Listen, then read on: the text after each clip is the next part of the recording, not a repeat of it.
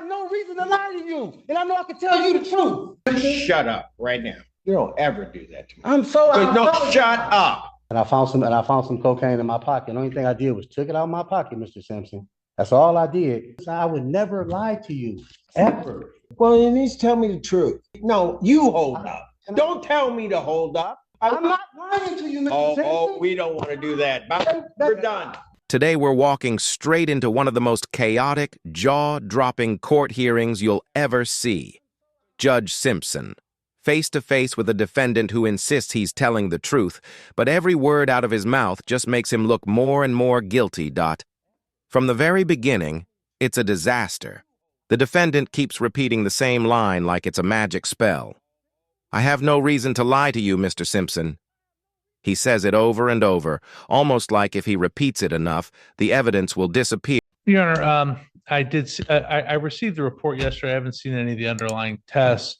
It's my understanding that there was a positive test for cocaine several weeks or in mid-November, if my recollection serves me right. He was counseled for that. It was he has not had any other positive tests since. There has been multiple tests. Your Honor has the report. I do.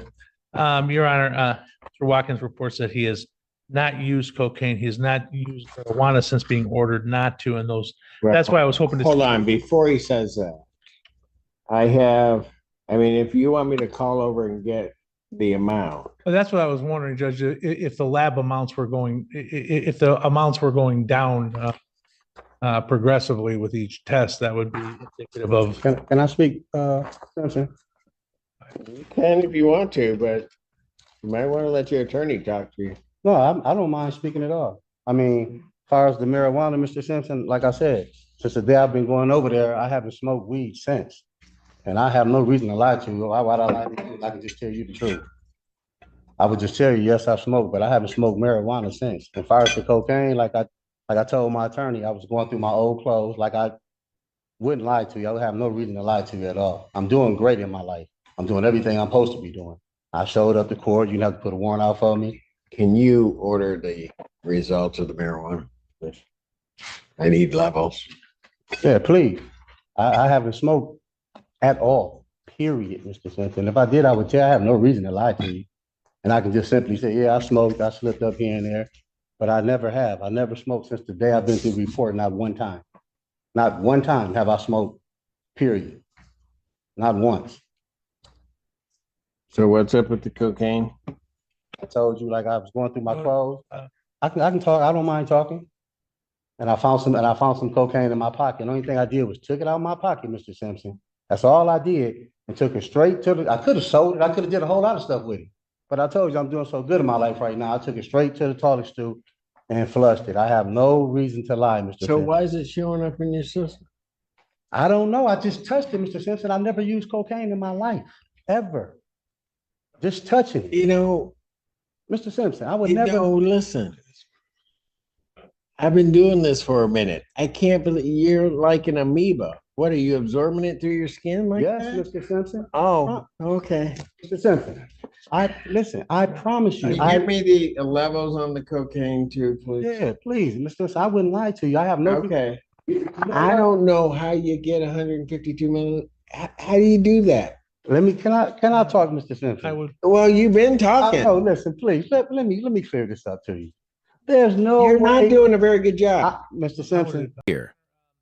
But here's the problem. When you have to keep reminding everyone you're not lying, chances are you probably are. And get this.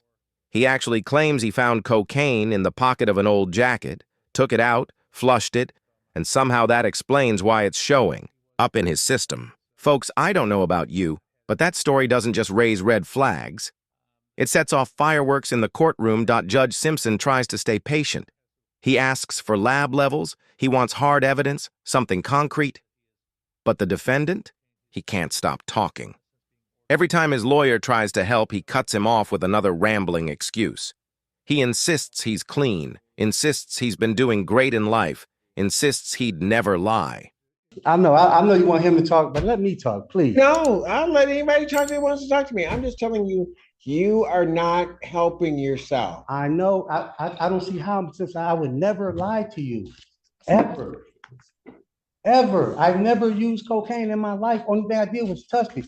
Miss Willard was right there when I showed her. And I took it straight to I don't know if it stayed in my system when I flushed it or whatever, but I could take a lie detector test. I never used cocaine in my life, Mr. Simpson. How does it stay in your system when it didn't get there? When it didn't get there, You took cocaine out of some old clothes, right.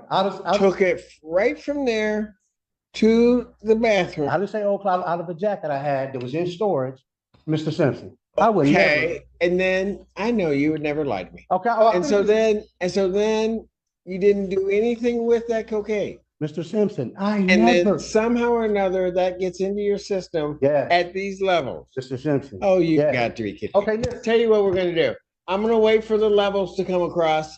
In the intro, Mr. Allen, take him back, put him in, and then we'll bring you back out. Okay, And then I'll do that. okay, I've let you talk. I know. Can I just say one more thing? Sure. Listen, Mr. Simpson, this is what I'm trying to tell you. I call every week and go drop, right? If I'm using cocaine, there's no way in the world I would have went over there and dropped. I would have came in, I would have called over there, told him something, and missed the whole thing, Mr. Simpson. I would have missed it. I would have made an excuse. I would have went to the hospital. Or I could have said this. Oh, somebody put some some cocaine in the weed, and I accidentally smoked. And it was in the weed. I could have told you all of that. But I'm telling you the honest to God truth, Mr. Simpson. The honest to God truth. I did not smoke no weed. And if I'd have did that, I could have told you that. You're a fair guy. You've been fair with me every time I came in here. Every time I ever came and seen you, you always been fair with me. So I wouldn't stand in front of you and lie to you. And if I did use cocaine, I would ask for help. I've been doing good for 18 months, period. Working every day, taking care of Miss Willard's grandmother for 10 months straight. I never lied to you, Mr. Simpson. I wouldn't do that when I know I can ask you for help. Okay. I'm going to get levels and then deal with your case at some other point. But right now, you're going to go with my bailiff. We'll get that information, and then we'll bring you back out. Today? Yeah. Okay, Mr. Simpson. Unless you want me to. No, I don't. Okay, I really but if you don't. keep talking, it's going to be tomorrow. All right, thank you. Okay, stop talking. Good, there we I go. wouldn't lie to you. Okay, I know you wouldn't lie to me. Yet the drug tests tell a very different story, Dot. At one point, it gets almost comical. The judge presses him, "So why is cocaine showing up in your system?" And the man, dead serious, says it must have absorbed through his skin. Through his skin. As if holding cocaine is the same thing as using it. You can actually see Judge Simpson struggling not to laugh at the sheer ridiculousness of that explanation, Dot. But here's the real tragedy. This isn't just some funny courtroom moment. This is a man standing in front of a judge, staring down. Serious consequences, and instead of letting his attorney fight for him, he's digging himself deeper with every word. It's like watching someone build their own jail cell one brick at a time, and smiling while they do it. By this point, Judge Simpson has had enough. The patience is gone. The calm tone disappears. He leans forward and tells the defendant flat out, "You're not listening, you're not being honest, and you're running out of chances." I'd ask the court to, if the court's concerned about this He needs to just tell me. test. And I don't mean to interrupt you, Mr. Getty, but he needs to just tell me the truth. I mean, that, you know, we can sit there and play this game, but the cold-hearted reality of what happened is he almost goes down to a zero after it kind of falls off, and then all of a sudden it just shoots back up. Then he's trying to tell me that on the 19th of November, that all of a sudden this cocaine through some osmosis process, I don't know how that all of a sudden just gets into his system. So he's just got to start being honest and don't sit up there and say, "I wouldn't lie to you, Mr. Simpson," because this tells me you did. Mr. Simpson, I would take a lie detector test for you. I would go over there 3 days. I'm done. Okay. Your Honor, if I could say, one other thing is that Mr. I mean, he's been working steady for the last 18 months. He is a caregiver for his significant other's mother. His life is a much markedly different thing now than it was even in October. This is a Well, he needs to tell me the truth. Hold up, Mr. I mean, no, you hold up. Don't tell me to hold up. You sit up there and tell me. I'm not lying to you, Mr. Simpson. We don't want to do that. We're done. We're done. Did I smoke weed, baby? We're done. I never. We're done. Listen, I'm not lying to You do not yell at me. I am not lying. Do not yell at me ever. Hold up. This is the Ever. first time No, ever you me do telling- not hold up. I'm telling Do you the not truth, yell. Mr. You do Simpson. not talk to me that way. Then I can't You believe do it. not talk to me that I'm way. not talking Ever. to be disrespectful. Ever. But I came in here when I was full of garbage. You worked with me. Now I'm telling you the truth, and you telling me I'm lying to you? I have no reason to lie to you, and I know I can tell you the truth. When I used to come in here and I had nothing to stand on, you gave me every chance in the world, Mr. I Simpson. did. I did. contempt. That's why I can't believe it. why I expect the truth from you. That's what I'm I looking told at the you. graphs. Even when I came here, I was full of garbage, Mr. Simpson. You let me go. I'm telling you the truth now, and you think I'm lying to you? I'm taking care of her grandma. I've been doing this for 10 months straight. I've been working. I'm paying child support. I got my name on the lease on the house. I never came in front of you and I had these things accomplished. Now you think I would lie to you? When I know that you're a man and let me finish talking, please. I didn't mean to yell at you, Mr. Simpson. I got the utmost respect for you, and I always have. I'm sorry. But I wouldn't lie to you, Mr. Simpson. I promise you, I'm so sorry for raising my voice. But I wouldn't lie to you when I know I can tell you the You truth. don't ever do that to me. I'm sorry, No, Mr. Simpson. Shut up right now. You don't ever do that to me. I'm so. No, shut up. I can't believe you doing And I know my mom taught me better than that, but you better shut up. I can't believe you Shut up and turn around. Just shut up.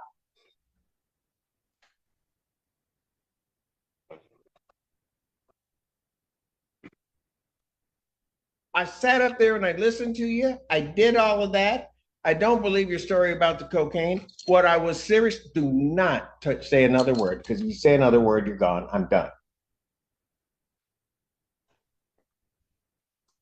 I went over and I said I was hoping that the graphs would come back and they would indicate to me that you had not used THC. I was hoping there was something in your story. Man, I ain't lying to you. Hey, babe, what's the phone number? I'm sorry, just take me easy. Babe, what's the phone number? Go. What's your phone number, babe? Just go. But does that stop him? Not a chance. The defendant interrupts again, louder this time, almost pleading, "I'm telling the truth. I swear on my life." He keeps hammering that same line like the judge is just going to suddenly believe him if he says it with more passion. The courtroom, though, can feel what's really happening. Desperation. He knows the walls are closing in, . Then comes the breaking point. The judge reminds him that every failed test, every lie, every outburst is stacked against him. And instead of showing humility or taking responsibility, the man starts arguing. He raises his voice, throws his hands up, and practically dares the court to believe his story. That's when Judge Simpson lowers the gavel, not literally, but with his words. He makes it crystal clear. This man is not fooling anyone, and the consequences will be severe. The silence after that moment says everything. You can almost hear the weight of the decision pressing down on the defendant. And yet, even standing there with his freedom on the line, he still mutters excuses under his breath, unable to accept that his own mouth just buried him deeper. It's a sobering reminder. In a courtroom, words matter.